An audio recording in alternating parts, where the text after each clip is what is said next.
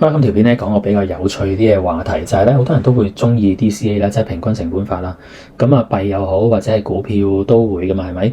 咁啊股票嗰個就唔講住啦。咁幣嗰度咧，我上年咧曾經有諗過，咦，其實咁多人咁咗啲朋友都 DCA 噶嘛？咁佢哋係個週期係點樣嘅咧？即係每一日啊，每一個禮拜啊，定係每一個月咁樣去買咧？咁如果係每個禮拜嘅話，或者係每個月嘅話，其實有冇話星期幾或者月頭、月中、月尾係最好嘅咧？咁我有時揾下資料啦，但係上年咧都未開始用下 AI 去揾啊嘛。咁今年咧，譬如佢琴日咧，咁我有一個 channel 少睇就係 Digital Asset News 啦。咁佢咧就引用咗 Ben Cohen 即係 Into the Cryptoverse 嘅會員版入邊嘅一個圖咧，佢就係講緊究竟星期幾買 Bitcoin 咧，長遠嚟講咧係有優勢嘅。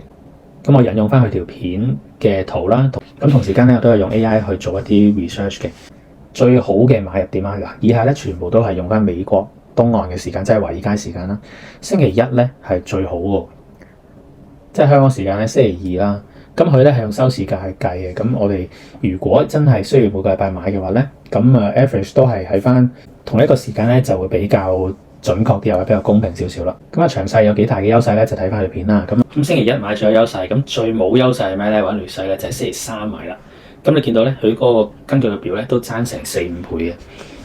咁我再對翻咧，我後尾問翻呢個 ChatGPT Plus 啦。咁我問 ChatGPT Plus 啦，咁過去5年，如果每個星期都係喺同一日買嘅話咧，咁原來咧買咗5年，即係200幾個禮拜啦。咁全部都係喺星期一買咧，其實佢累積嘅成本咧係最低嘅。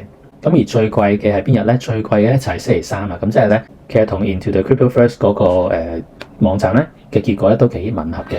咁呢個咧會唔會同人嘅心理啊，或者係機構嘅資金嘅調動啊呢啲有關咧？咁就唔知啦，因為其實機構入場咧都係呢2年嘅事啦。咁我覺得呢個的確係幾有趣嘅，即係就算你唔係 DCA，我淨係不如突然間有筆錢想買 Bitcoin 喎，咁今日星期六，咁不如等多2日先買啦。